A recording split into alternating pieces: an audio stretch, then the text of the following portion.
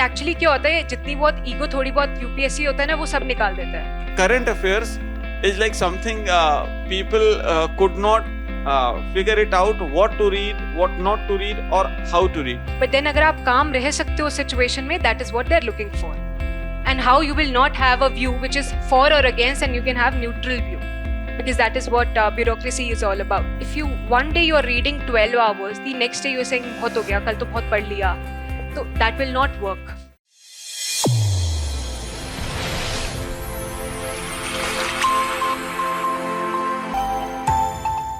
We have Kritika Goyal with us. She has secured rank 14. This is her fourth attempt. She has law optional. I think one interesting information would be that she did not clear prelims the first two times, right? So you'll go through that journey at some point of time, right? So she secured DANIP's services last year through the reserve list. She was number 2 in the reserve list, and this year she has improved from DANIP's to probably a home cadre IAS, right? Which is a dream everybody is sitting for. Kritika will share. I am not going to speak further. She'll share all the details. She'll speak her part and then probably take some questions, right? Okay.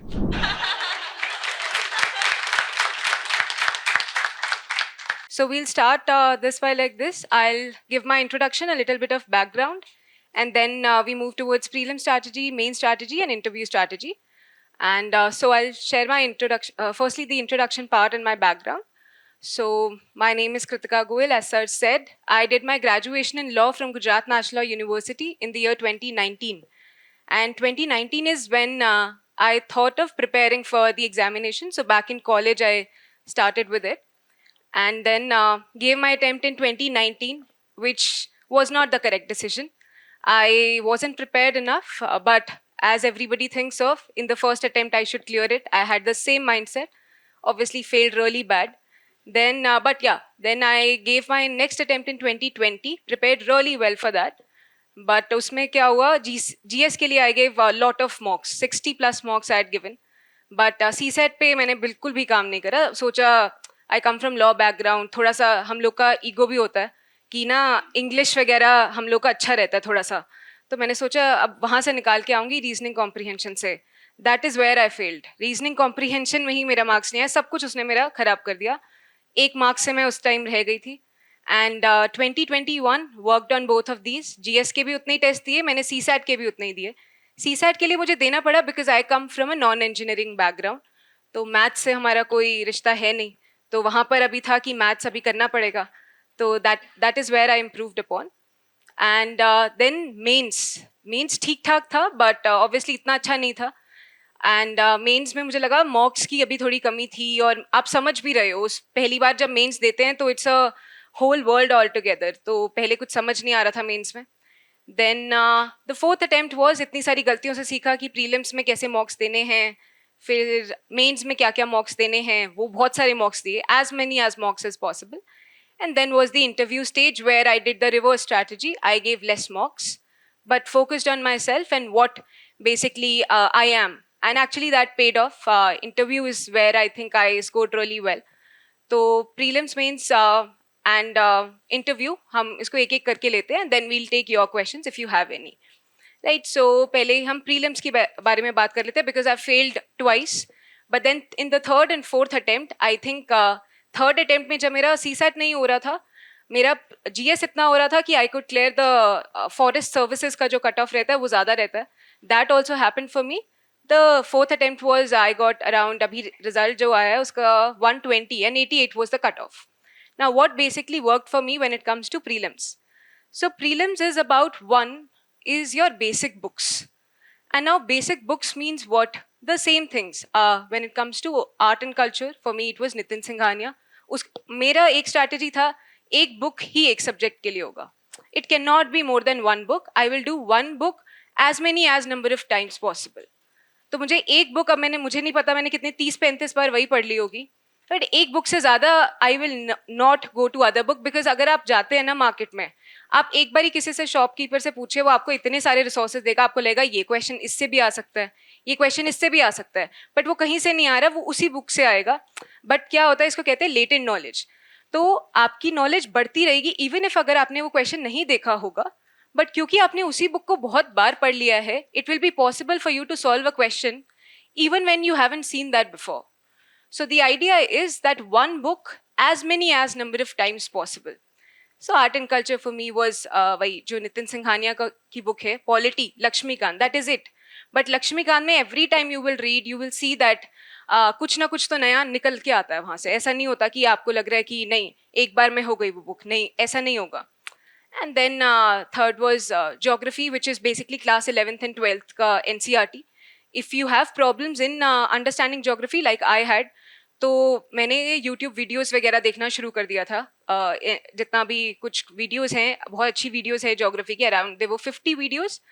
तो but ये geography का फिर मैंने देखा कि understanding the concept is obviously very important, but you have to also look at the previous year questions, which is basically talking about rivers है या continent based question है. That is where the map work comes into picture. So art and culture, modern history for me it was just one book. ठीक है, spectrum पढ़ा और वही करा, और उसको बार बार रिविजन्स जितनी भी होती हैं. Then what else do we have? Science and technology, again not my cup of tea. मेरा होता था करंट अफेयर्स की मंथली आएगी, उसको पढ़ेंगे अच्छे से.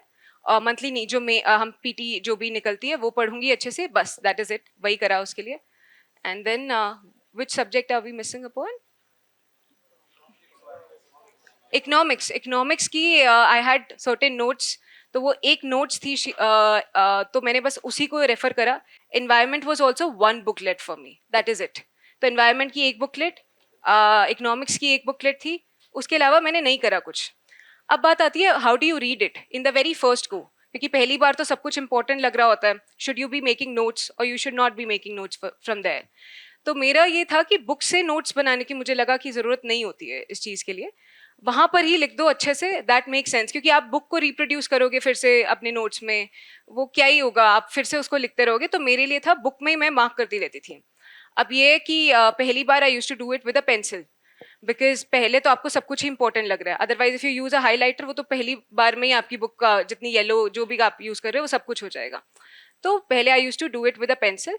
सेकेंड टाइम मैंने पढ़ा, ठीक है अब पेन से करना शुरू करते हैं. थर्ड टाइम हाईलाइटर से करा. तो ये 3-4 बार, एक तो चौथी बार जाके आपको समझ आएगा अच्छा पूरी बुक में चल क्या रहा है. पहली बार तो समझ ही नहीं आएगा कि हो क्या रहा है ये है. दूसरी बार थोड़ा सा और समझ आएगा, तीसरी बार और समझ आएगा, चौथी बार जाके यू विल बी लाइक अच्छा ये क्रोनोलॉजी है चीजों की. So that is probably the way you can go for when it comes to reading a particular thing. Now, next we'll talk about current affairs for this particular part. So मेरे लिए current affairs था, obviously newspaper is one. Newspaper से notes नहीं मैं बनाती थी. मुझे लगा कि already अगर मैं monthly ज़रूर ले लेती थी, अगर कोई मेरे लिए ये काम करके दे रहा है तो why should I be spending a lot of time कि मैं अब अपने newspaper से notes बनाऊँ. Newspaper को अच्छे से पढ़ना बहुत ज़्यादा ज़रूरी है, बट मैं notes में time नहीं waste करती थी. मेरा ये होता था कि मैंने मंथली जो किस एंड में आ जाती है उसको मैंने अच्छे से पढ़ाई करी उसकी, और वहाँ पर मार्क कर लिया. मार्क के साथ साथ एक हम लोग करते थे, मेरी एक और दोस्त भी थी, एंड हम दोनों वो पीयर डिस्कशंस रखते थे. So we'll fix every day at 11 PM होता था कि अच्छा आज तुमने क्या नया सीखा फ्रॉम न्यूज़पेपर और whatever. So it use to be 11 to 11:30 we'll do this.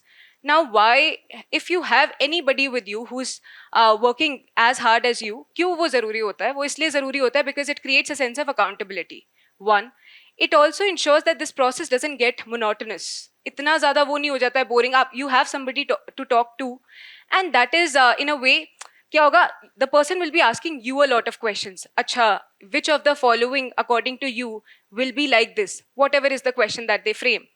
Now you would also want to ask, उसको पूछने के चक्कर में आप अच्छा जरूर पढ़ जाओगे कि अब जब वो आएगी मेरी दोस्त, तो मैं उसको ना आज ये क्वेश्चन पूछूंगी.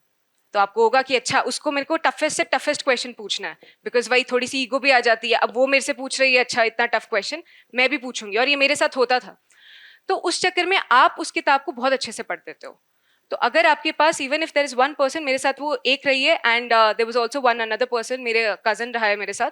तो हम लोग वही वो टफ के चक्कर में, अच्छी बात थी हम लोग अच्छी से किताब पढ़ लेते थे. One is that. And current affairs I told you it for me was newspaper proper and monthly. And apart from that, you can complement it with peer discussions. And every day, I think, if you look at any website, they'll come up with current affairs का for 5th March और whatever is the date, today is 30th और 31st, जो भी है उसका आपको रात तक वो दे देंगे कि आज ये इंपॉर्टेंट आया। तो मैं उससे देख लेती थी कि अच्छा ठीक है, जो मैंने पढ़ा वो रेलेवेंट था, तो वो करा। और उसके साथ 5 या 6 उसमें ना क्वेश्चंस आ जाते थे क्विज के फॉर्मेट में, तो वो सॉल्व कर लिया अपना। तो यही होता था, न्यूज़पेपर के नोट्स वगैरह में टाइम ज़्यादा वेस्ट नहीं करती थी, अनलेस एंड अनटिल कोई बहुत ही अच्छा आर्टिकल या एडिटोरियल मिल जाता है। मुझे एडिटोरियल के लिए लगा कि अच्छा ये वाला टॉपिक ना काफ़ी अच्छा दिया हुआ है जिसने, that I will note separately. For example there is a article on judiciary, तो अगर जुडिशरी पे आया और मुझे लगा ये तो बहुत अच्छा होगा, मेरा लॉ ऑप्शनल भी है, तो उसके लिए अपने ऑप्शनल के लिए कुछ कुछ देखते रहिए न्यूज़पेपर से, अगर कुछ भी नया मिलता है। तो अगर आज मुझे लगा बहुत अच्छी आज मुझे कोई चीज़ मिल गई, that I note separately, but that will be from the mains perspective, that will not be from the prelims perspective. मेरा आइडिया प्रीलिम्स के लिए नहीं होता था ज़्यादा ये करना, और that is how my current affair strategy was. Now that is broadly about prelims का basic books. Now we move towards how do you prepare for the actual test. After you've done the basics, it is important कि आप मॉक्स दो, जितने ज़्यादा मॉक्स दे सकते हो। मेरा वही था, आई थिंक ये मैंने बहुत पहले विक्रम गरेवाल सर होते थे 2019 बैच के, तो उनकी मैंने एक टॉपर टॉक सुनी थी कि जितने मॉक्स उन्होंने 100 मॉक्स दिए थे प्रीलिम्स के लिए for the GS1 paper. Now the question is why should you be giving मॉक्स? उससे क्या होता है मॉक्स से? पहले आपको ये पता लगेगा उसमें कि आपके स्ट्रेंथ एरियाज क्या हैं और आपके वीक एरियाज क्या हैं। मेरा जैसे strength area I think modern history रहा है, आर्ट एंड कल्चर रहा है, और polity has been my strength area. Weakness मेरी रही है again science and tech, weakness रही है मेरी। ज्योग्राफी ठीक ठाक रही है, बहुत अच्छी नहीं रही। इन्वायरमेंट पहले अच्छी नहीं होती थी, फिर ठीक हो गई। आइडिया था कि जो स्ट्रेंथ वाले आपके टॉपिक्स होते हैं, जो भी स्ट्रेंथ वाले टॉपिक्स हैं, उनको अपना पूरा स्ट्रेंथ बना के रखो, होल्ड रखो उस पर। वीक एरियाज को एवरेज पे ले आओ कि जितना दूसरे को आता हो मेरे को एटलीस्ट उतना आता हो। आपको इसको बेस्ट नहीं करना है, बट एवरेज पे ले आना है। ये नहीं कि मेरी ज्योग्राफी इतनी गंदी है तो मेरी अब कभी अच्छी हुई नहीं, ठीक ठाक हो जानी चाहिए वो। सो that is what happened with me. मेरी ज्योग्राफी ठीक ठाक हो गई थी, इन्वायरमेंट से बहुत ज़्यादा क्वेश्चन आते हैं, तो इन्वायरमेंट का आई मेड श्योर कि इसको मैं अपना स्ट्रॉन्ग एरिया बना लूँ। So one, that is what मॉक्स teachers you. And second इसमें चीज़ आती है, आपने अब मॉक्स दे लिए, मॉक्स ऑल्सो टेल यू कि आपको कितने नंबर ऑफ क्वेश्चंस को अटेम्प्ट करना चाहिए। तो हर किसी इंसान का इसमें जो विंडो होता है वो बहुत डिफरेंट रहता है। Like the people I know they will be comfortable with 95+ जब मैं क्वेश्चंस करके आऊँ अटेम्प्ट, वहाँ पर वो ज़्यादा अच्छा रहेगा। I fall in the category, मेरा 85 to 91 कैटेगरी। नाउ ये पहली बार में नहीं पता चलता कि कितने क्वेश्चंस अटेम्प्ट करने होंगे, ये हिट एंड ट्रायल मेथड रहता है। कभी मैंने 85 करे, कभी मैंने 87 करे, किसी टेस्ट में 90 करे, और किसी में 95 भी करके देखे। So wherever I felt कि यहाँ मेरे मार्क्स ज़्यादा आने लग गए हैं, I stop there and I understood कि मैं अगर 85 से 90 रखूँ तो मेरे मार्क्स आएंगे वहाँ पर। Now you will have to figure this out on your own कि मेरा कौन सा जोन है। Is it 80 to 85 if your accuracy is very high? Is it 85 to 90 if it is moderately okay? And if it is 95+, तो इसका मतलब वो है कि आपका guessing game पे आप ज़्यादा खेलते हो। तो that you have to figure out, and that only comes from mocks. अब मॉक्स का भी वही है कि मॉक्स में आप किस टाइप की मॉक्स हो। पहले I use to go for a sectional mocks, तो पहले पॉलिटी के दिए, ये दिए, वो दिए। जब प्री का जब टाइम आता है और 1 महीना 1.5 महीना बचता है, then it is always full length test, फिर फुल लेंथ आती है। But now as I am told, आप फाउंडेशनल उसमें हो, कोर्स में हो, नाउ इट इज इम्पॉर्टेंट आप अपने सेक्शनल टेस्ट पहले दो। वाई? आपने पॉलिटी पढ़ी, उसका लिखो, समझ आएगा कि कितनी पॉलिटी समझ आई है। और अब मेरे को बहुत सारे ये लोग कहते हैं अच्छा मॉक्स नहीं दिया जाता, अभी तो तैयारी नहीं है। I think that's the worst thing you can do. तैयारी नहीं है फिर भी मॉक दो, क्योंकि अगर गलत अच्छे मार्क्स नहीं आए, दैट्स वेरी इंपॉर्टेंट कि अच्छे मार्क्स नहीं आए। This whole process, even mains also, मैं कैसे फर्स्ट क्वेश्चन लिखूं, वो तो बहुत गंदा जाएगा, मेरी तो तैयारी नहीं है। ये हर स्टेज में होगा। प्री में यू विल फील मेरी तो तैयारी नहीं है, next year also you might feel कि मैं प्री नहीं देना चाहती या देना चाहता हूँ, मेरा मन नहीं है, प्री की तैयारी नहीं है इसमें। But you will still have to go and give that mock, क्योंकि अगर आपने एक बार अपनी हेजिटेंसी को खत्म कर लिया, it will be easier for you कि अब आप जल्दी जल्दी मॉक्स दो। बट तैयारी होना ना होना, it's okay. If you fix the date कि आज मैं दूंगी पॉलिटी का टेस्ट, तो मैं दूंगी ही उस पॉलिटी के टेस्ट को। So that is about basically giving tests. Now, how I used to schedule all of this. Now, considering all of you are from foundation batch, and I'm assuming you will be appearing for prelims. Is that the case? You'll be appearing for prelims next year. Most of you will be appearing, or some of you will be appearing the year after that. Now my strategy used to be that I will divide certain portions. So let's say December ends, prelims mains jitna ho gaya, mains मैंने नहीं भी करा है, कुछ नहीं हुआ, ठीक है, I will leave it there. And from January onwards, I will just focus on prelims. My idea was that, let's say how many students appear in lakhs, right? If at the very first stage I'm out of it and I haven't put in itna zyada months to it, then what is the whole point? So from January to May, when is the prelims next year? 26th of May. So January to May, that is 5 months, I will dedicatedly give to prelims. Because if you're out on the very first stage, what will you do? Anyways, what will you do? And prelims, you know, this prelims has come out. ये paper अगर आप लोगों ने देखा होगा, this prelims, I actually felt, thank you, I'm out of this process. Because this paper, last time we had around 8 to 10 questions maximum, which were like only 1, only 2, only 3. This time the whole paper was like that elimination method only eliminated. Nothing is left in that elimination method. So which means strategy has to be changed. And this will require कि आप वो जनवरी से लेके मई तक का time है पूरा prelims के लिए डेडिकेटेडली दे. और क्योंकि ये मैं तब कर रही थी जनवरी से मई जबकि पेपर थोड़ा सा ठीक था जब एलिमिनेशन काम करता था. अब तो एलिमिनेशन काम नहीं कर रहा है विच मीन्स जनवरी से मई इंपॉर्टेंट है.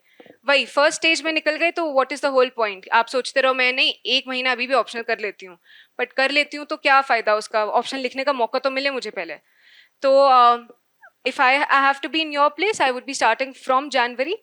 Then my idea will be कि मैं पेपर तक May 28th or whatever is that date, तब तक मैं 4 से 5 रिविजन्स कर जाऊँ. क्योंकि पहली रिविजन में हमेशा टाइम लगता है. पहली revision always takes you around 2 months. And then it's like fast. It's very fast. The second revision will take around 1.5 month. Third revision will take you 1 month. Fourth revision पे आओगे, you'll do it in 20 days और ऐसा करके. 5 revision should be my target. And that should include a number of mocks. Make your, the first thing what you can do is, आप अपना schedule जब बनाएंगे उसमें, तो आप लिखिए कि अच्छा इस सब्जेक्ट को मैंने इतने दिन दिए, 6 दिन जैसे फॉर एग्जाम्पल मैंने दिए, 7वें दिन मुझे ये टेस्ट लिखना है. I use to give 2 test then a day. एक मॉर्निंग में दिया, इवनिंग में दिया, so that use to be my test day only. तो उस दिन सिर्फ टेस्ट ही होते थे. So this whole I don't have that right now my schedule. So I use to put it like 2 months. So January to Feb के end में मैं करूँगी इस चीज़ को.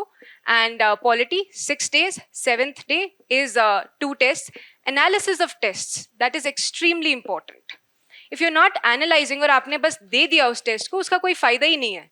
क्योंकि जो इसके किसी भी टेस्ट के जो भी solutions आते हैं, that's very important for you to sit. और उसमें कभी कभी 3-4 घंटे भी लग जाते हैं क्योंकि आप हर explanation को पढ़ रहे हो. एंड इफ यू थिंक कि नहीं एक्सप्लेनेशन नहीं पढ़ते हैं, एक्सप्लेनेशन पढ़ने से क्या होता है, आपके 100 क्वेश्चंस तो तैयार है ही हैं, बट 100 और भी हो जाएंगे क्योंकि एडिशनल इन्फॉर्मेशन आएगी उन सारे एनालिसिस में. So you see, now you're getting benefit of 200 questions.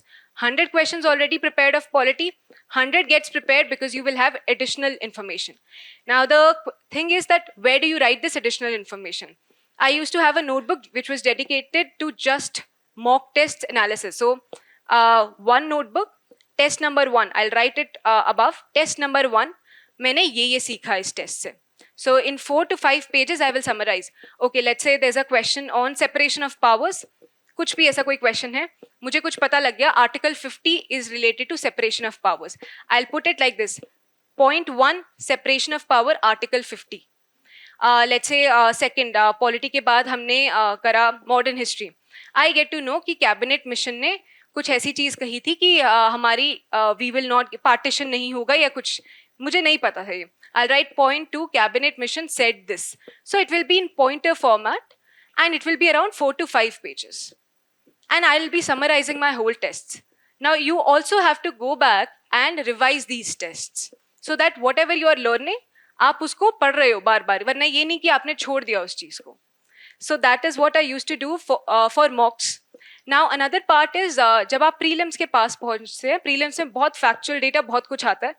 उसके लिए मेरे पास एक अलग नोटबुक थी जिसमें I use to write all the facts. Facts किस चीज़ के हो सकते हैं, मुझे पता लगा अच्छा अभी like in the first attempt लो, अच्छा यूरेनियम ना यहाँ मिलता है, थोरियम यहाँ मिलता है, ये बॉडी स्टैट्यूटरी बॉडी है, ये बॉडी नॉन स्टैट्यूटरी बॉडी है. मैं थोड़ा इतना I am a little challenge when it comes to technology. So I am a conventional person जो कि नोटबुक्स पे काम करता है. Work whatever works for you, या तो make it online or if you want to make it on your notes, तो मैं दूसरी notebook रखती थी factual. This body is statutory, non-statutory, whatever is it. तो ये मेरा basic रहता था prelims के लिए. Previous year questions. The analysis of previous year questions is very important because you will see that there is a repetition of that thing. So take 5 years का prelims का paper, पुराने paper. उसमें देखो कि modern history के किस type के question आते हैं. लेट्स से आपने सोचा आज मैं मॉडर्न हिस्ट्री पढ़ूंगी, किस टाइप के क्वेश्चंस आए हैं मॉडर्न हिस्ट्री के. उसमें आप देखोगे कि कुछ ना कुछ तो पैटर्न फॉलो हो रहा है. अब वो क्या पैटर्न है, तो मैंने क्या समझा इस चीज से, अगर आप ना स्पेक्ट्रम देखते हो तो उसमें लास्ट में कुछ ऐसे चैप्टर्स रहते हैं. It's like education, press and all of that. You will see that every year somewhere उसमें एक क्वेश्चन रिपीट होता है. या तो एजुकेशन पे आता है. रिमेंबर 2018 का जो प्रीलिम्स पेपर था had a question from education which is the last pages. Second चीज आप इसमें क्या देखोगे, न्यूज़पेपर से क्वेश्चन आना बहुत वो है. न्यूज़पेपर किसने क्या लिखा क्या नहीं लिखा ये था. So there is a pattern you will realise and you will know what is important and what is it that you can not forget. तो ये पैटर्न जो है आप एनालिसिस करिए प्रीवियस 5 ईयर क्वेश्चंस का, प्रीवियस 5 to 6. आई थिंक 2018 से prelims थोड़ा tough side पे चला गया था. 2018 was the first paper where this happened. So you analyze it from there. If I talk about, let's say, art and culture, what is the pattern? You will see Buddhism and Jainism वो एक chapter है जिससे question आना ही आना है. एक नहीं दो questions भी आते हैं इससे. Which means what? Any information you get about this particular two topic of Buddhism, Jainism और Bhaktism और Sufism, आपको वो बहुत ज़्यादा अच्छे से करनी है. एडिशनल इन्फॉर्मेशन चाहिए भक्तिज्म, सूफिज्म वगैरह पे. तो ये पैटर्न्स को एनालाइज करो जब आप प्रीवियस ईयर क्वेश्चंस देख रहे हो. So this is basically about prelims strategy. If you have any questions related to prelim strategy per se, you can write it down. We'll take all of that at the end. When it comes to now mains, we are moving towards mains. I think I've covered for prelims, books I've covered. I've also covered mocks. I have covered how can you go for current affairs. So that was the basic idea for prelims. Now we talk about mains. Anybody has law optional here? Nobody has. We won't talk about that. We talk about only GS part. And the essay. So we start with essay first. Last time my score in the third attempt was around 104. And I think that was a very bad score. Something that made me out of the list. And then I got through reserved list. This time I had improved and it is 129. If you see, this time the essay scores have dipped. People haven't gotten a lot of scores in essay. So I would say my score is still average. It's okay. It's not the best, but it's not also something which has pulled me out of the list. Now, what worked for me in essay and I could improve 25 marks this time was, one, there are certain basic topics in essay that you should prepare. And that can happen from previous year questions. Go to any website or take any from market also, you can buy the same and see as to what are the themes which are getting repeated. So I had made like notes for that. Education, health, democracy, then what else? Apart from it, international relations, right? Foreign policy, India at 75, then your dream of India at 100. So these are around 20 to 25 topics. I had small notes of those. Now, what did these notes have? So they had introduction. They'll have good introductions. It'll be something which is catchy. Like, for example, it's artificial intelligence. I had one on artificial intelligence as well. So it'll have good introduction. And now where do these introductions come from? This comes from newspaper. This comes from your any internet research that you can do. It can come also from any books, whatever it is, documentaries. Then main body, where does that come from? Once you are in the mains zone, you will realize how is it that you can write something on artificial intelligence. So once your GS is prepared, it becomes easier to pick on essay. So that's why I say firstly prepare GS and then go for essay. Because otherwise you won't know what is it that you should be writing in an essay from UPSC perspective. So apart from that, when it comes to conclusion also, your conclusion has to be catchy again. When it comes to introductions, you have to have an eye for catchy introductions. If you're writing the same thing, I think that's where the problem lies. This time I don't remember the name of the essay, but I had started an essay which had an introduction, something Alia Bhatt had to say. And when the essay paper was 3 days before, I read something in the Hindu, the magazine part. It's something which we usually don't read, but I love to read the magazine part as well. She'd given an interview, and I really liked what ever she had to say on life. And I noted it down. And luckily, I reproduced the same in the essay paper. Now, what I want to say here is that it doesn't have to be the same way possible, right? You're writing the same introduction. No, make it interesting. Netflix documentaries you can bring about. You can bring about any book that you know, any actor's life, or whatever it is. I just wanted to make sure that it's very catchy enough. That's a basic idea about essay, that you prepare certain topics, and apart from that, look for these catchy stuff. Now we move towards GS. We go from GS 1, 2, 3, 4.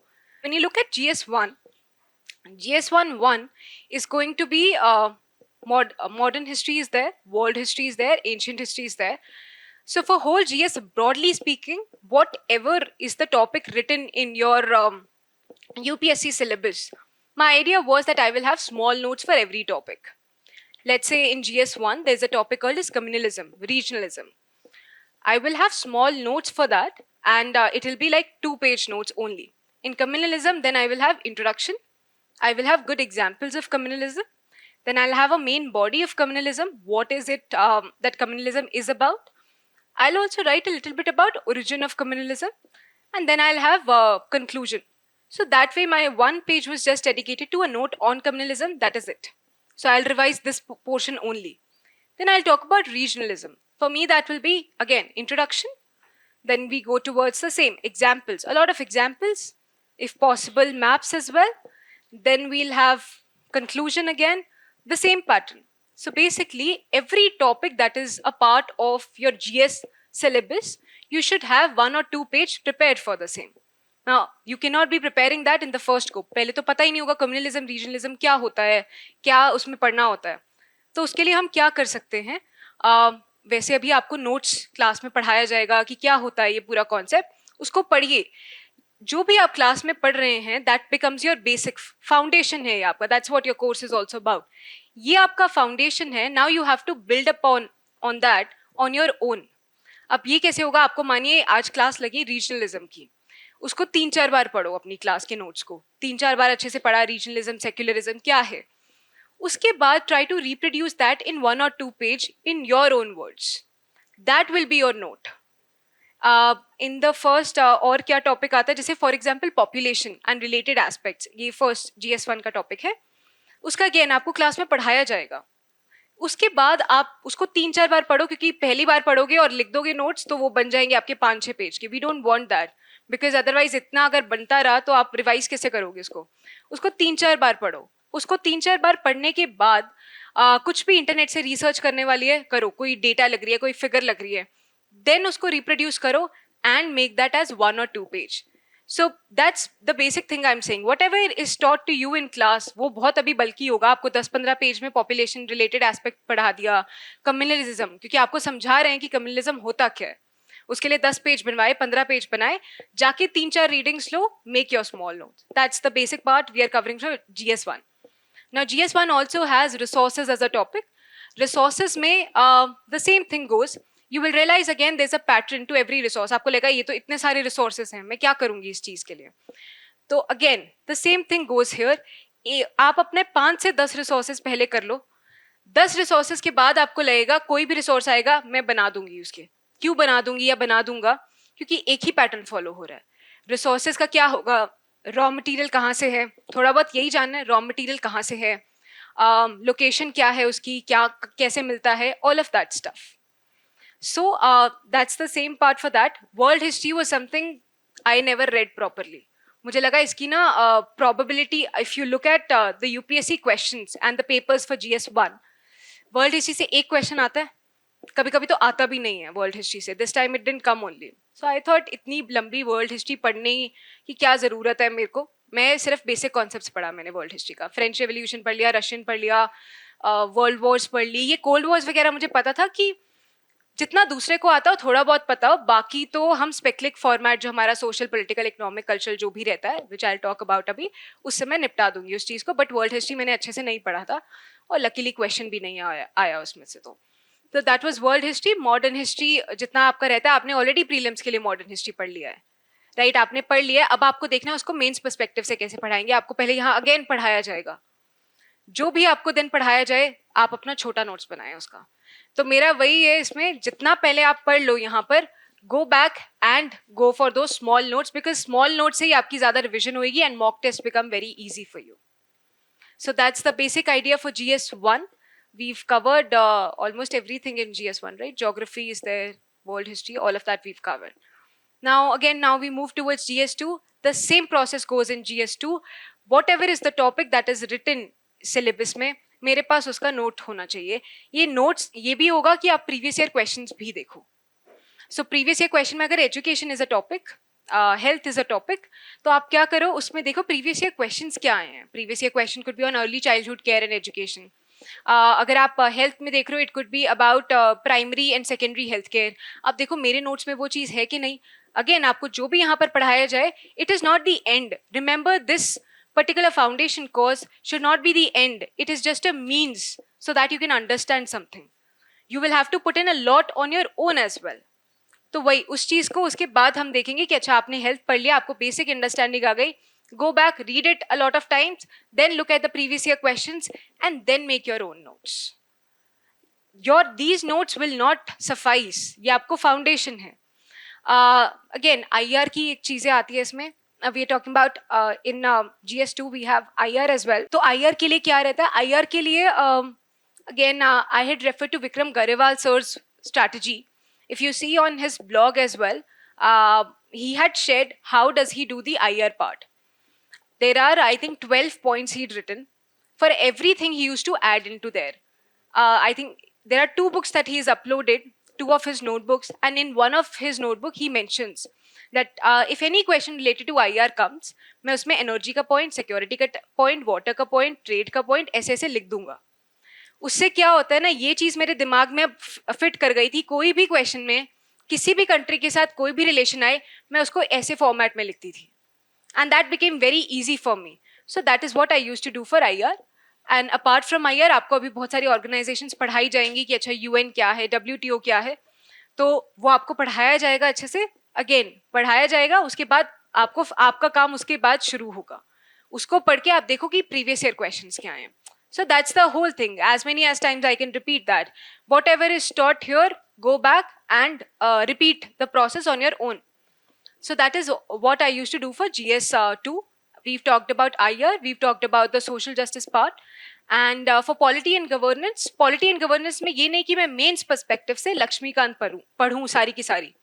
Mains perspective से मैं लक्ष्मीकांत उतनी ही देखूंगी जितनी मुझे लगता है relevant है. जैसे आप इमरजेंसी के क्वेश्चंस देखिए, प्रीवियस ईयर में इमरजेंसी के क्वेश्चन्स आए हुए हैं, तो मैं वो वाला चैप्टर लक्ष्मीकांत का पढ़ूंगी from mains perspective.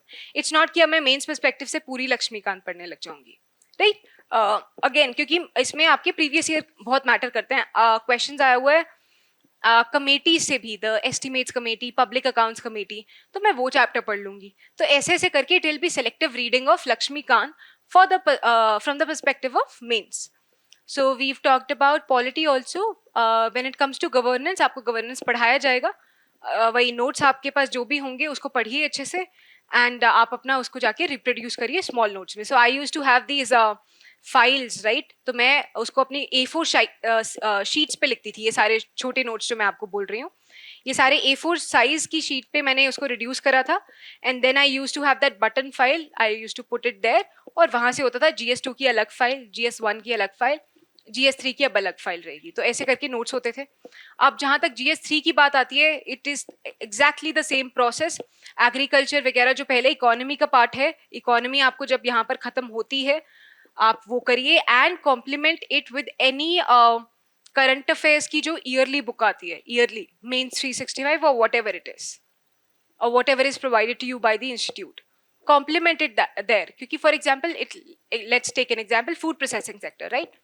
Food processing sector में आपको यहाँ पर पढ़ाएंगे. उसको पढ़ाने के बाद ऐसा हो सकता है 2 से 3 नई चीजें हो जाए. गवर्नमेंट कोई स्कीम लेके आ जाती है, गवर्नमेंट आपको नई डेटा दे देती है. That where will you get it from? You will get it from any 1 year compilation. तो उसमें लिखा होगा फूड प्रोसेसिंग में सरकार ने ये कर दिया है, तो आप उसको अपने नोट्स में लिख लीजिए वहाँ पर. So that is the idea for GS3 as well. So that is one economy part. Economy part is your basic notes, whatever you will have from here. Then go back, make sure कि यहाँ हो सकता है एक topic कोई रह भी जाए, make sure you have notes for that. And the third will be complement it with an year long जो भी आपकी current affairs की booklet आती है. Then we have topic of security, which is a major part of GS3. When it comes to security, again, your class notes for this particular part and security में भी वही रहता है concept. अपने छोटे notes, मेरे पास 10 पेज के security notes हैं, इसके अलावा मैं कुछ नहीं पढ़ती security में. इसके अलावा I don't read, अच्छा ये book वो book कुछ नहीं पढ़ना, वही सिर्फ मेरा एक basic source होगा. Now when it comes to GS3 में बहुत ज़्यादा datas और बहुत ज़्यादा figures की ज़रूरत पड़ती है. तो वो क्या होगा, उससे घबराना नहीं है, वो धीरे धीरे प्रोसेस होगा. It's a process for you to understand कि अच्छा लेफ्ट विंग एक्सट्रीमिज्म में ये इतनी डेटा है, ये है. डोंट बी कंफ्यूज कि इतनी सारी डेटा कहाँ से आ रही है. Take it very slow. पहली बार में कुछ नहीं पता लगता है, ये ऐसा ही, ये that is the beauty of the process. पहली बार में कुछ पता ही नहीं चलता इसमें. अभी ऐसा लगता है यहाँ से जा रहे हैं, ये भी आ रहा है, वो भी आ रहा है. यही एक प्रोसेस है and it is a process. You don't have to feel कि you are the only one. So that is about GS3.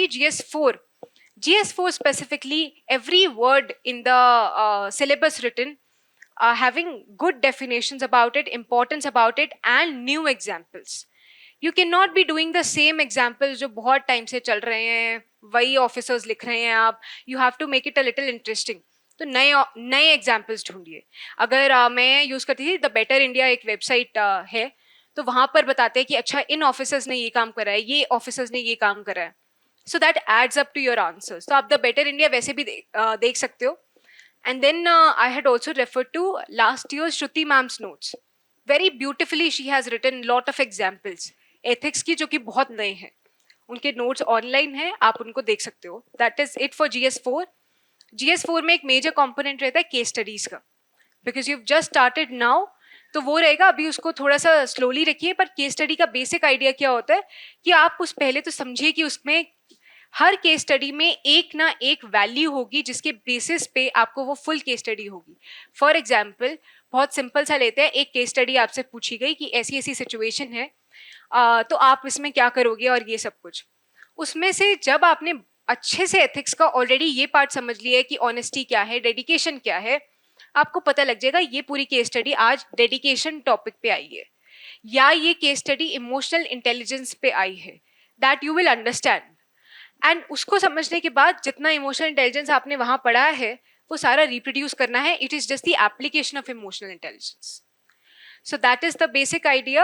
If I have to summarize the whole of GS, because again मैं बहुत ज़्यादा deep में इसलिए नहीं जा रही because you've just started out.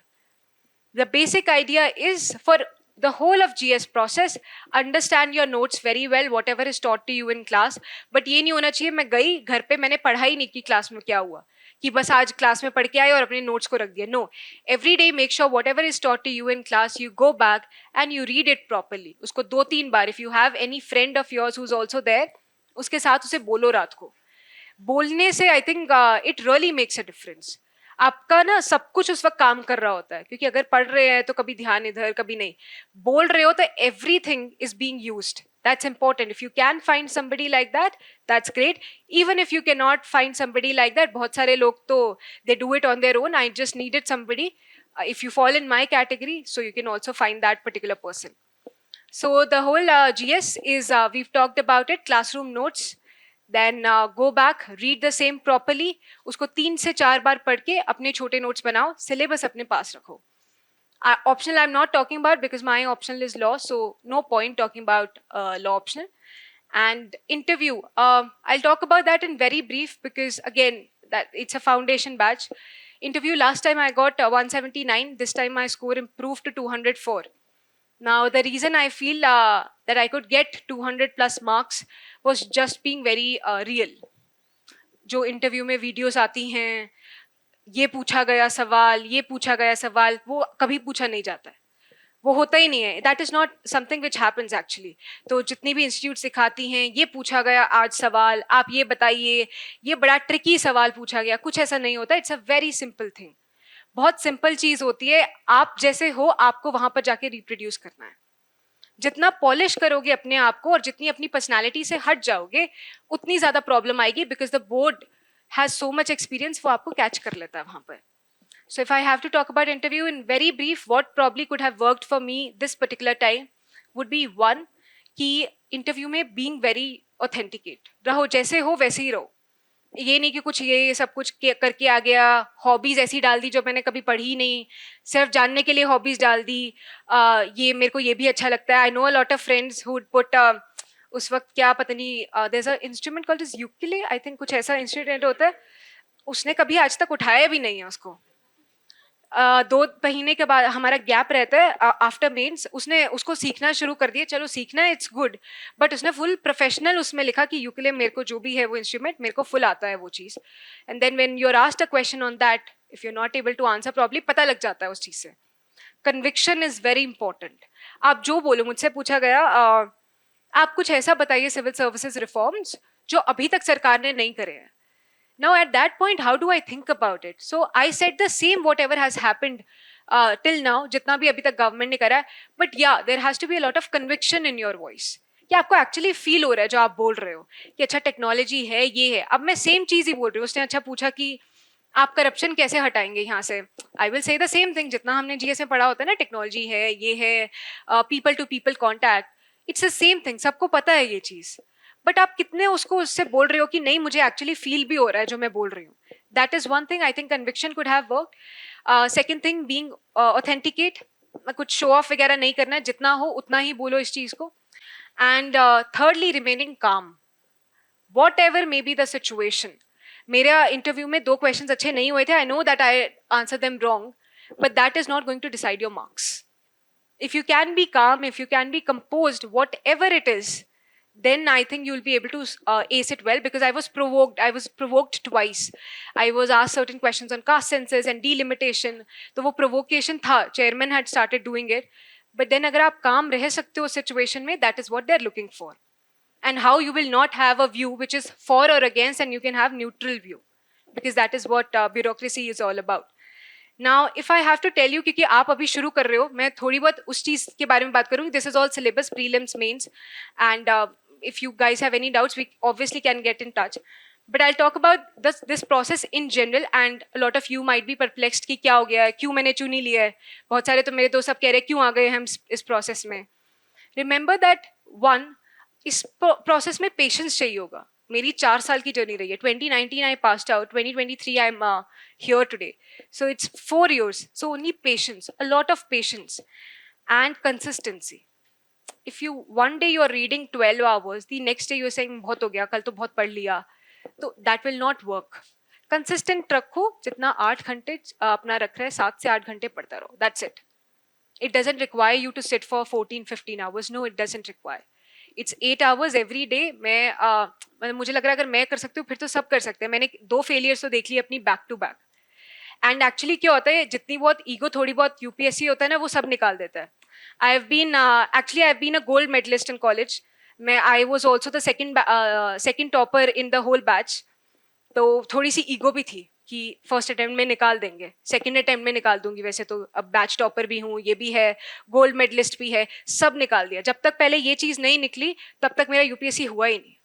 तो आई थिंक दैट्स इट। मतलब वही करता है वो चीज़, इट ब्रिंग्स यू, आपको हम्बल कर देता है। वो बहुत सारी फेलियर्स जो होती हैं वो आपको बहुत हम्बल कर देती हैं। I shouldn't be talking about failures because it's, आप तो अभी फर्स्ट प्रीलिम्स दोगे अभी अपना next year, but what I want to say here is that just being very patient with this process is very important. ऐसा नहीं हो सकता मैं सोचती रहूँ, इतना प्रेशर नहीं लो कि फर्स्ट अटेम्प्ट में ये, फर्स्ट अटेम्प्ट में ये। forget about attempt, just understand the concept and try to love these concepts, because if that is what you're aiming for, तो आपको उसको समझना होगा उस चीज़ को अच्छे से। So yeah, consistency and patience is another thing. And I use to listen to a lot of inspirational, बहुत सारी मोटिवेशनल वीडियोस वगैरह मैं देख लेती थी, तो वो थोड़ा स्पिरिट्स को अप रखती थी कि नहीं नहीं ये करना है, ये करना है। somebody I was following so much was दो बास्केटबॉल प्लेयर्स हैं, I don't play that, but Kobe Bryant and Michael Jordan. Everybody who's been asking me इतने अभी ना जितने टाइम से रिजल्ट आया, somebody asked me about ये क्या करना है, पहले मैं ये 2 वीडियो शेयर कर देती हूँ। So one is about Kobe Bryant, another is Michael Jordan, that keeps you up. And you need that throughout the whole process. How somebody is working every single day to improve. तो वो चीज़ है, अपना वो videos वगैरह जो है वो देखते रहिए इस चीज़ को. और एक चीज़, again I said some time back, अभी 2-3 दिन पहले, that meditation is something that really helped me, right?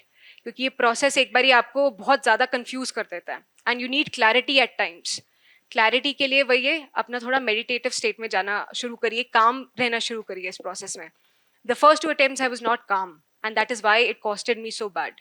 मैं हमेशा वो रहती थी, नहीं ये ऐसे करना है, ये ऐसे करना है. थोड़ा सा भी शोर आ गया ना बाहर से तो मुझे होता था शोर कर दिया, पढ़ा नहीं हो रहा, अब मेरा एक क्वेश्चन खराब हो गया. What I realized was your external environment should not affect the way you are studying. Prelims में क्या हुआ, फर्स्ट अटेम्प्ट में अगर मैं आपको बात बताऊँ तो फर्स्ट अटेम्प्ट हम देने जा रहे हैं तो वही एसी की जो आदत होती है, सबको एसी की आदत है, क्लासरूम्स में आदत है एसी की. वहाँ पर तो नहीं होता ये सब. जून की गर्मी है और बहुत ज़्यादा गर्मी थी उस वक्त, तो एसी से जस्ट मैं बाहर निकली थी और उस गर्मी में बैठ गई. तो मेरा दिमाग ही पूरा खराब हो गया कि अच्छा इतनी गर्मी भी होती है, पूरा पसीना आ रहा है उसमें और पेपर लिख रहे हैं वहाँ पर, मेरा ध्यान नहीं लग रहा. सेकेंड चीज़ क्या हो रही है, घड़ी इतनी ज़्यादा दूर थी मुझसे, मुझे दिखना बंद हो गया एंड वहाँ पर आपकी वॉच अलाउड नहीं थी. सो ये सारा एक्सटर्नल एनवायरनमेंट ने मेरा पेपर खराब करा. Next time I decided, whatever may be the external environment, it should not affect anything. As long as you have your OMR sheet, as long as I will have my question paper, that is it. That is what you need. So abhi se if you can make that attitude that whatever is it, शोर आ रहा है आपका, आज पढ़ाई नहीं भी होती है एक दिन, it's okay. शोर आ रहा है आपका या जो भी कुछ है, that should not affect when you are studying. ये चीज़ आई मेरे ख्याल से मुझे मेडिटेशन से कि अपना थोड़ा कामिंग स्टेट में चला जाओ. सो that is it. I thought मैं ये लास्ट चीज़ इसलिए बोल देती हूँ बिकॉज ये जो फर्स्ट आपके अभी जैसे आप शुरू कर रहे हो, बहुत सारे क्वेश्चंस होते हैं, बहुत माइंड में क्वेश्चंस होते हैं, ये क्या है, ये क्यों प्रोसेस है. But it has been the same for every one. I have been through that process. और जब 2019 में शुरू करा था तब ऐसा होता था ये भी है, ये भी है, but it will get better. It will get better, it will not get worse. So that's the only thing I'll say. If you have any questions, we can take that up. Otherwise, we'll wrap it up. Yeah. अब UPSC का आपने अगर अब की बार का pre देखा हो तो आपको पता लग जाएगा डीप में भी पढ़ना पड़ता है चीज़ों को. That is the answer to your question. Deep में पढ़ रहे हैं तो अच्छी बात है, अच्छी बात है. They are asking so questions जो कि डीप में है, क्योंकि इस प्री के बाद तो जितना डेप्थ में चले जाओ उतना अच्छा है. जो भी दे रहे हैं उसको बहुत अच्छे से करिए, बिकॉज डेप्थ इज नीडेड. ये वो ऊपर ऊपर से पढ़ के तो देख लिया आपकी बार प्री में क्या होगा, फिर ऊपर ऊपर से पढ़ के only those who have basic अच्छी नॉलेज, डेप्थ वाली knowledge, they will be able to clear it. Newspaper के ऐसा ऐसे नोट्स नहीं बनाए थे. आपको पता है कि मेरे साथ ऐसा होता था, अच्छा आज अगर एक चीज़ रह गई ना यही पेपर में आएगी, ऐसा फील आ जाती है. ये एक चीज़ आज जो मैंने छोड़ दी, आज एक दिन का न्यूज़पेपर नहीं पढ़ा. It's very important to read newspaper every day, I am not saying that, but अगर एक दिन नहीं पढ़ा गया, बहुत टेंशन होती थी पहले, यही आज अब देखना ये यूपीएससी क्वेश्चन पूछेगा, ऐसा नहीं होगा. आपका जैसे भी होगा, अगर कुछ एक चीज रह भी जाती है या वॉट एवर इट इज, आपका ये कवर होगा. थोड़ा सा वही टाइम दीजिए उस चीज को. कहीं पर मंथली में आ जाएगा, किसी ईयर लॉन्ग बुक में आ जाएगा. ऐसा तो है नहीं आप न्यूज़पेपर ही पढ़ रहे हैं, you are complementing it with a lot of things. तो वो आ जाएगा, आप फ्यूचर में उस टॉपिक के लिए करेंगे, फ्यूचर में भी बहुत सामान आएगा. सेम जुडिशियल इंडिपेंडेंस का अगर आज मई में कोई आर्टिकल आया है, आपको नहीं पता था ये दिस इज इम्पोर्टेंट, वो बाद में भी आएगा. And you can always search. आप जुडिशियल इंडिपेंडेंस, लेट्स से आपका कोई ऑप्शनल है, let's say it is law, और आर्टिकल आया था जुडिशियल इंडिपेंडेंस पे, नाउ यू हैव मिस्ड. आपको लगा क्या ही आर्टिकल है, नहीं पता, बाद में लगा ये तो इंपॉर्टेंट था. आपका थोड़ा सा माइंड में है तो ना कि कुछ ऐसा चीज आया था, और नहीं भी है तो आप उसको सर्च कर लीजिए. That's it. And now you saying static in current affairs. What's the basic question, like I didn't get. ये स्टैटिक का तो ये एज आई सेड कि वो बेसिक बुक से मैंने नोट्स नहीं बनाए थे. मेरा वो था, मैं बुक में ही मार्क कर देती थी for static. When it comes to current, I used to rely on the monthlies and I used to mark it there itself. तो मैंने वही करा था कि मैंने नोट्स ऐसे नहीं बनाए थे. Static for me was just books. And जहाँ तक करंट अफेयर्स आती है, आई टोल्ड यू, मैं मॉक्स के लिए ज़रूर नोटबुक लगाई थी. फिर वो चीज़ें जो मुझे नहीं पता लग रही थी, काफ़ी सारी नई चीज़ें आ रही है, प्रीलिम्स के लिए I made a small notebook, तो वो करंट अफेयर्स के लिए वो अलग से नोटबुक बना ली, पॉइंटर्स लिखती रहती थी उसमें मैं. जो भी अगर आज आपको पता लगा कि ये पर्टिकुलर बॉडी एक स्टैट्यूटरी बॉडी है, मैं उसमें लिख लेती 1 point, this particular body is a statutory body. तो उसके लिए अलग बना लीजिए. स्टैटिक के लिए I just marked in the book itself. Every year UPSC conduct exam, and depending upon the seats, 900, 1000 people get selected in the exam. So one thing is a very cruel fact. that not everyone is going to be selected. And if XYZ person is left out, that is also not a crime that if XYZ person has been left out. Because I have been teaching for the last 15 years and I have bet upon certain candidates that they will be selected. But unfortunately, even those people had been left out. And there are certain students who had resigned from the job after being selected. So it's it's a very tough exam, and the toughness lies that it is a very lengthy process to be involved in the exam. So you have to keep yourself motivated. Okay. So my first question to Kritika is that how you have kept yourself motivated for this exam or for the preparation phase itself? So since this was my fourth attempt, obviously I had to keep myself motivated for a long period of time. One used to be, I was telling them, two videos that I used to watch, that was Michael Jordan and Kobe Bryant. These two people I used to follow ardently. Then I used to talk to my family a lot. I think my mother, I call her as my 3 AM friend. क्या होता है UPSC में 3-3 बजे ना कुछ कुछ सपने आते हैं कि क्या होगा क्या नहीं होगा, ऐसा होता है. तो मैं 3 बजे मम्मा के पास जाके बैठती थी, मम्मा भी उठ जाती थी तभी पूरा ऐसे करने के लिए कि अच्छा ये हो रहा है ये हो रहा है ये हो रहा है. तो that use to happen. My father, मैं उनके साथ वॉक्स वगैरह पे चली जाती थी. Whatever your feeling, you need a person कि आप बता पाओ कि ऐसा हो रहा है, ऐसा सब कुछ फील हो रहा है. तो I think my parents and Asif sir has been, I have been with Asif sir for so long. In my third attempt, in my fourth attempt, I think fourth attempt में जितना GS का I've been able to improve, that goes to Asif sir. Asif sir has literally been there with me in every stage, prelims, mains and interview. Last time I had also messaged this time. He said जब मेरा 31st May last time result की, June 5 को prelims था, 5 दिन बचे थे उसमें. I get a call from sir. He's like, just clear prelims and we'll figure out mains. And we did figure out mains, thankfully, this time. And so, Asif sir, again, your teachers. So, 3 things: those videos, my parents, and teachers. So, I think that is the reason, sir, motivation. So, I could infer one message from her, कि she is now a selected, rank 14, okay, and she is in front of you. But whosoever gets selected, he or she will also have to go with the same phase of ups and downs. So, if it is happening with you, okay, don't be like that you will not be selected, because the selected candidates with whom I have previous interview also, they have also said that at certain points even we also realize कि अब तो नहीं होगा. ठीक है, जैसे rank 5 है doctor मयूर, उससे 2 दिन पहले जब इंटरव्यू हो रहा था उसको लगा कि अब नहीं होगा, वो फेज आएगा. But you need someone to bank upon. वो आपके पेरेंट्स हो सकते हैं, आपके ब्रदर्स और सिस्टर हो सकते हैं, या कोई बहुत क्लोज फ्रेंड हो सकता है, क्योंकि प्रोसेस थोड़ा लंबा है. ठीक है, she might have been trying, she got selected in 4th attempt. तो आप ये सोचो, मतलब मेरे लिए तो बहुत, मैंने किसी पहले वीडियो में बोला कि मेरे लिए रोल मॉडल जो 4th अटेम्प्ट में होता है सेलेक्ट, वो रहता है. ये सबने सुना होगा, क्योंकि फर्स्ट अटेम्प्ट में, ठीक है, दुनिया लाख कहे, ठीक है, दुनिया लाख कहे, लेकिन लक फैक्टर भी चाहिए. वो बिना लक के तो पहले अटेम्प्ट में होना ही नहीं है. वो पता नहीं कितने सारे के सर्कमस्टांस, वैसे भी किसी आदमी की अचीवमेंट कई सारे फैक्टर्स पे डिपेंड करती है, कोई एक फैक्टर नहीं होता. Second question to Kritika, that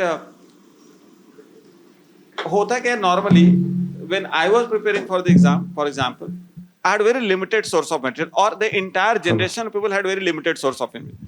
तो लिमिटेड होने से एक फायदा भी था कि कोई डेविएशन का चांस नहीं था. अब जब आप लोग प्रिपरेशन करते हो तो इतने सोर्सेज हैं कि picking up the right source itself becomes a challenge. तो how did you figure out कि हाँ यही पढ़ना है और फिर वही पढ़ना है, आपने सोच लिया तो उस पर ही स्टिक रहे, या डेविएशन हुआ या नहीं हुआ?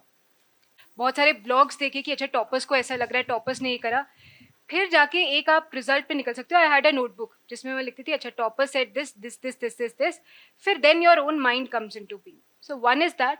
Then obviously you can get in touch with your teachers कि अच्छा ये book है, ये book है.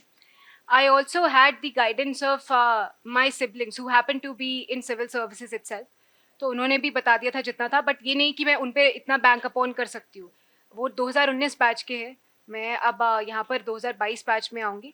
तो ऑब्वियसली वो आपको खुद से फिगर आउट करना पड़ेगा. बट या टॉपर टॉक्स एंड टीचर्स से जितना आप कर सकते हैं वहाँ से गाइडेंस लीजिए. Then use your own thought process. तो वहाँ पर एक बुक, बहुत बारी रिविजन्स वाज द फंडा. बहुत सारे. तो एक ये सब में कॉमन थ्रेड है कि multiple time revision is the key to the success. आप पूरा 1 वीक ले लीजिए, सारे टॉपर स्टॉक सुनिए खूब मन से। आप छोड़ दीजिए कि एक वीक पढ़ाई कर रहे हैं, ठीक है, खूब इंटरव्यू सुनिए, लेकिन उस एक वीक के इंटरव्यू के बाद आपके अपने कुछ मेंटल फ्रेम होना चाहिए कि नहीं ये, और फिर उस पर आप स्टिक कीजिए, क्योंकि आफ्टर ऑल वैसे भी आप डिस्ट्रिक्ट कलेक्टर बनेंगे तो वहां कुछ ना कुछ डिसाइड करना ही पड़ेगा। It's all about decision making. ये मेरा पर्सनल ओपिनियन है, वैसे भी इस बात पे हर्बर्ट साइमन को नोबेल अवार्ड मिल चुका है, ठीक है, कि decision making every day you make some decision. तो आपको वो आर्ट आनी चाहिए, you have to be decisive, you have to be firm. तो आप एक वीक के बाद डिसाइड कर लीजिए कि मैं यही सोर्स, क्योंकि अगर 20 कैंडिडेट, टॉप 20 कैंडिडेट्स को भी लिया जाए तो सारे लोग के sources regarding even see I teach history, तो मैं इसलिए बोला हिस्ट्री के लिए भी सारे के सोर्स एक नहीं होंगे, लेकिन सिलेक्शन तो टॉप 20 में हुआ सबका। तो इसलिए आप कोई भी सोर्स एक बार डिसाइड कर ले, authentic source, after discussing with the teachers और even with the interacting with the toppers, then you please stick to that. Okay, so third question to Kritika is that current affairs is like something people could not figure it out what to read, what not to read or how to read. तो current affairs को कैसे preparation करना है, और क्या उसके लिए notes बनाना है, या मतलब सिर्फ न्यूज़पेपर और मैगजीन्स पढ़ने, खुद के हैंड आउट होने चाहिए नहीं होने चाहिए, इसके ऊपर थोड़ा। सर ये सबका बहुत पर्सनल रहता है। मेरा था कि न्यूज़पेपर पढ़ के, और उसके बाद मैं न्यूज़पेपर के बाद मैं उसके न्यूज़पेपर के नोट्स नहीं बनाती थी। मुझे लग रहा था अगर कोई करके दे रहा है ये काम तो मैं क्यों करूँगी उस पर। बहुत अच्छा आंसर है ये। तो न्यूज़पेपर करा मैंने। इसलिए अच्छा आंसर है क्योंकि बहुत सारे बच्चे नोट्स बनाते हैं, and I literally tell to each and every student please don't make notes, क्योंकि अगर आप नोट्स बनाओगे 2024 में मत अपीयर हो, 27 में अपीयर हो। आप देख, you don't have the experience, हमारे पास बस एक ही चीज तो एक्सपीरियंस, ठीक है, आप टैलेंटेड हो, मेरे पास एक्सपीरियंस है। तो जब आप नोट्स बनाने जाओगे तो दिसंबर तक देखना आपके 50% नोट्स बने रहेंगे, और जनवरी जब फर्स्ट क्लॉक करेगा ना, टिक टिक करेगा, तो तुम यूल बी इन पैनिक। तो आप शुरू से ही वैसे, ठीक है, जो टॉपर्स हैं वो इसलिए होते हैं क्योंकि उनके पास ये विजन होता है कि वो किस पेस पे चलेंगे ताकि उनका सिलेबस कंप्लीट हो जाए, हैफेजर्डली कुछ नहीं होता। तो आप वैसे नोट्स बनाइए अगर बना रहे हैं कि आप उस स्पीड को मैच कर जाए, और नहीं तो फिर अंडरलाइन करके स्टिकी पेपर्स आते हैं, उनमें जैसे 2 पेज पढ़ा तो बुलेट पॉइंट्स उस पर लिख के वहीं पेस्ट कीजिए। ये जो खुद कंप्रेहेंसिव आइडियल नोट कि अब इसके यही एक अलग सा नोट रहेगा जो हमें मसूरी लैंड कराएगा, ऐसा कोई नोट नहीं होता, ठीक है, ऐसा कोई नोट नहीं होता, ठीक है। Asif also has some opinion. तो whatever you can delegate, because you don't have enough time to do everything. She would have delegated something to her siblings, something to us, something to courses which she has paid for. Don't target to do everything yourself. Impossible, and you will not clear this examination. And I think I'll add something. There was a terminology which was come up: content terrorism. Like, content terrorism and guidance terrorism. Like, there's so much material, so much guidance. It's extremely difficult, because now I think the challenge is in deciding what not to do. You already know what to do. Like, you have 10 things to do for current affairs, 10 things for this. What not to do is the biggest decisive factor that we have seen in people. And for most people, it takes 3-4 attempts. The point of bringing Kritika here is so that you learn something and save a year. She's already made enough mistakes in her journey. So you can learn from some of those mistakes. Whatever she's saying is because she's made iterations across first attempt to the second attempt to the third to reach wherever she is. And that is why you'll see a lot of siblings clearing from the family because they have siblings to tell them. I know 3 of her siblings. I personally know them, right? So I have worked with some of them. So you have to have current affairs which is very concise. And now what is happening is prelims is a different game. I'm not getting into it. As far as mains is concerned, every argument that you make has to be substantiated with some kind of data point. The number that I put is you need to remember 500 facts across 4 papers. That may be articles, dates, names of personalities, judgments, whatever. Every argument that you write has to be backed by some small thing. And that will only come if you have a notes which is, let's say, 50 pages and you're reading it 50 times. That's the only way this is going to work, right? The question is what data to choose, what data not to choose, because you're constantly coming across different data across newspapers. I always say that, go for primary sources, economic survey, budget, NFHS, all the major reports, Niti Aayog. So as far as possible, you should go for standard sources of data. And the problem with data is that, even in the government websites, there are different data for the same things. In, like, if I take, so people bluff. The problem with bluffing is that, if the evaluator catches one bluff, he'll assume everything else that you have written is also fake, right? So if you're not sure about the exact number, the trick is always writing approximately, more than, less than, or around. Like, just put an approximation, and wherever possible, if you can give a source, works great. And apart from that, if I can add to it, you can look for toppers notes. That has been my basic source. When you look at them, अच्छा ऐसे ऐसे ये सब data है, उठाओ. Again sir said delegate. Toppers ने अगर लिख दिया इतना डेटा, एग्रीकल्चर पे है, मैन्युफैक्चर, उठाओ और use it. Toppers copies. I had a student, Divya Mishra, I don't know whether you remember. Yes, I know now. In one of her GS3, I counted 150 facts in one paper. Right. So sometimes some papers are, this is what is working, sir. This is what we are seeing across papers of people who have done well in. She had the highest marks in GS that year, 462 or something. And she had the highest marks in paper 3. And one thing that we noticed was that every argument that she was making, she was giving an example to substantiate. Like if 3 of us write the same answer and we write argument and she's writing an example to substantiate, she'll get half a mark more.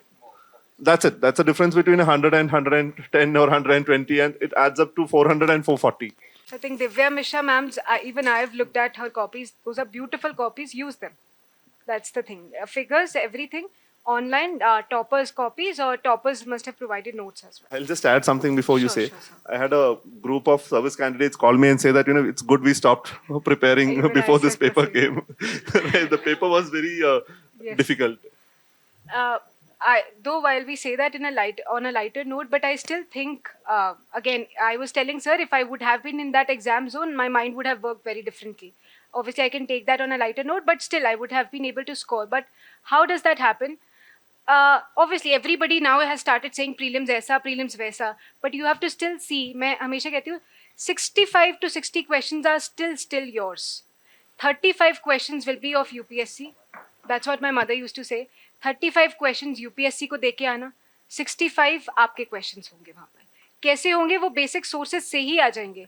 Only 1, only 2 जो भी pattern आ रहा है, even last year the pattern changed actually. Only 1, only 2 हुआ था वो चीज़. फिर भी वो सॉल्वेबल है, ऐसा नहीं है कि वो सॉल्वेबल नहीं है. Those are solvable. बेसिक्स को UPSC, I think it's what is it trying to check is basic knowledge now. It's not going with वही सब रट्टा मार जो होता था, वो सब नहीं है. बेसिक नॉलेज को उतना ही स्ट्रेंथन कर लो. 65 is yours and you need to just clear the cut off. Basic, strong and mocks, as I repeated, 60 plus mocks, 70 plus mocks. Any mock now you give will have the same pattern, only 1, only 2. 60 mocks के बाद आपका दिमाग भी ऐसे ही चलेगा, only 1, only 2, only 3. That's the key. Same pattern will follow. मुझे लगता नहीं बहुत strategy change करनी है, but हाँ आपको mocks बहुत सारे देने हैं. Basics को तैयार रखो. 65 to 70 questions करके आओ. You are clearing prelims. Was in the same category. Geography समझ नहीं आती है. एक तो अगर आपने नहीं पढ़ा हो इतना अच्छे से, तो पहले क्लास 11 12 को पढ़ना is a little difficult. Class 11 books थोड़ी टेक्निकल हो जाती हैं. बेसिक से शुरू कर सकते हैं. क्लास 6 की NCERTs you can go for. मैंने वो नहीं करा था. मैंने एक्चुअली वही यूट्यूब की वीडियोस देखना शुरू करा था. देयर आर अराउंड 50+ वीडियोस है ऑनलाइन फ्री ऑफ कॉस्ट. मैं उनको देखती थी and I use to complement it with. Then मैंने 11th की पढ़ना शुरू करा था उस चीज़ को. अगर कर रहे हो तो बेसिक से शुरू कर लो. 6 की NCERT से कर लो. अगेन ये आपका बेसिक्स होगा. आज भी कुछ ऐसे कॉन्सेप्ट है जो ज्योग्राफी के मुझे समझ नहीं आए हुए हैं, पर पेपर तो निकल गया है. ऐसा कुछ नहीं है. The idea to say here is that it's important to understand those concepts, but also look, geography से इतने ऐसे questions भी नहीं आ रहे हैं prelims के जो tough बहुत है कुछ concept. But they are also not asking that. They are asking a lot on continent based. अगर आप questions देखो, कॉन्टिनेंट है, रिवर्स है, वो सब उन चीज़ों को अच्छे से प्रिपेयर कर लो ताकि आपका वो स्ट्रॉन्ग पॉइंट हो जाए. इसको एवरेज तक इतना तैयार कर लो कि समझ आना शुरू हो जाए. यूट्यूब वीडियोस से बैकअप करो और then go for the book.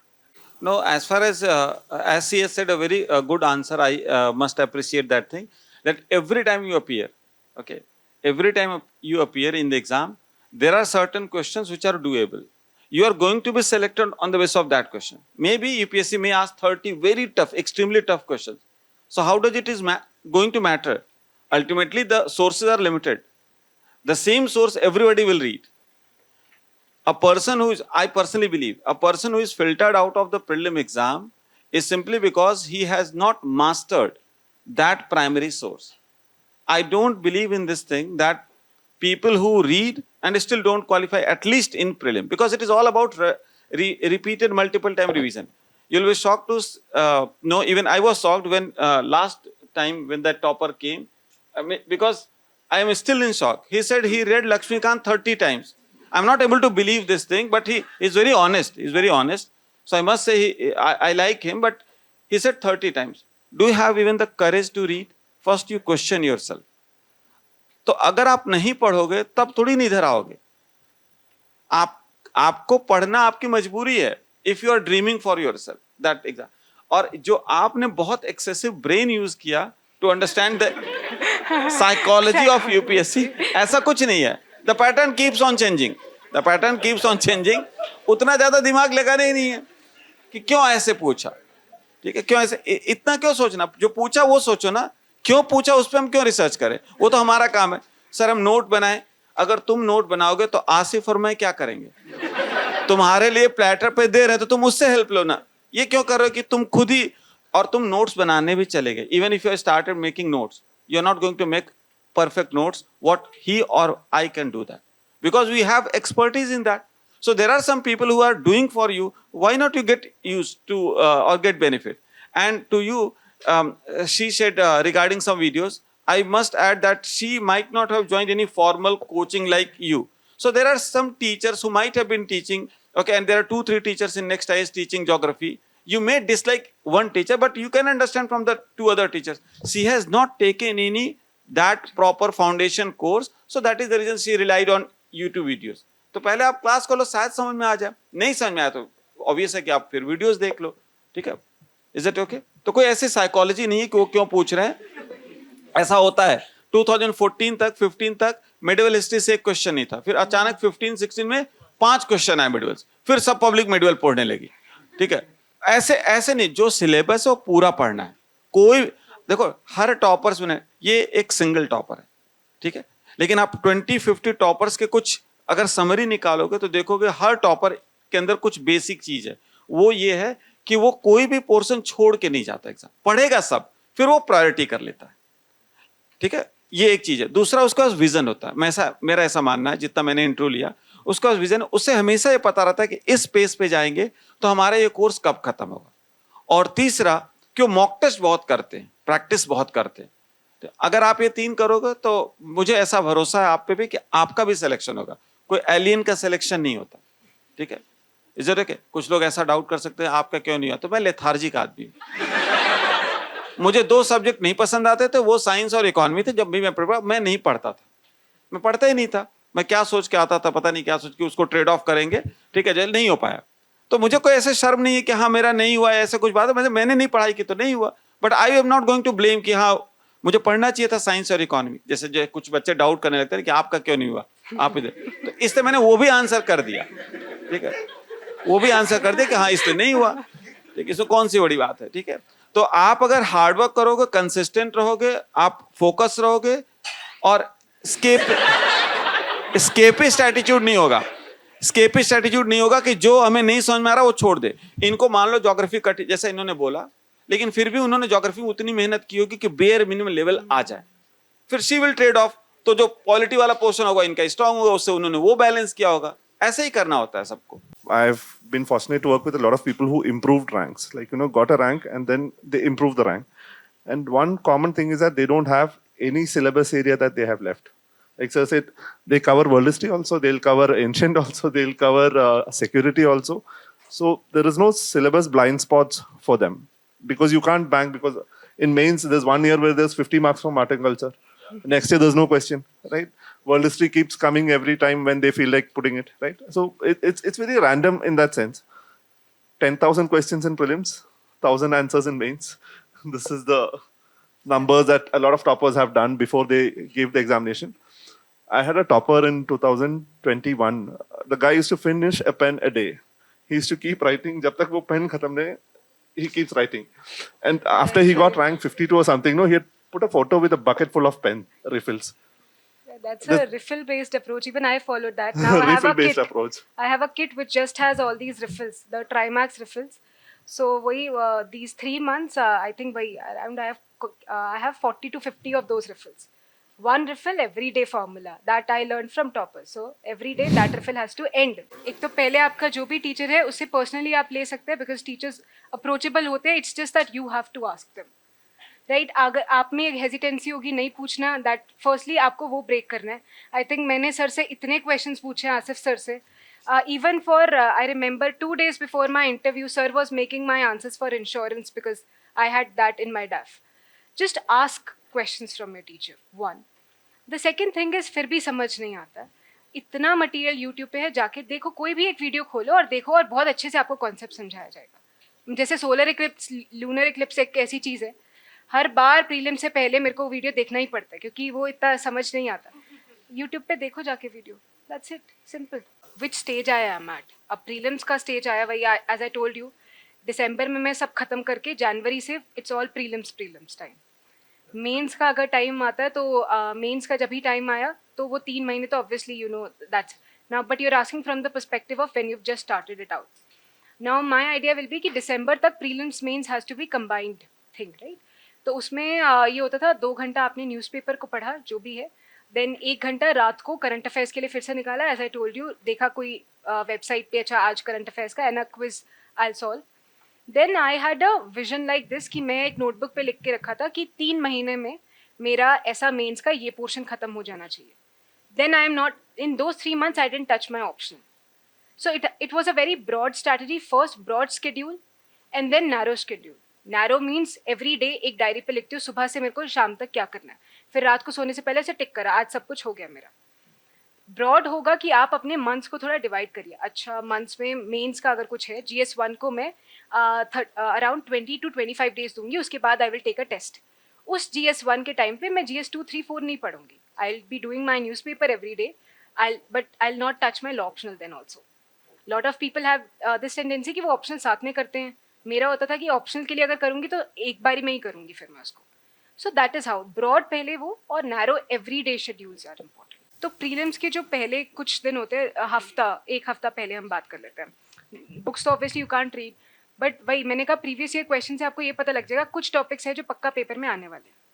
Art and culture में जैसे आप बुद्धिज्म, जैनिज्म, भक्तिज्म, सूफिज्म, सिर्फ इन चैप्टर्स को आई यूज टू रीड.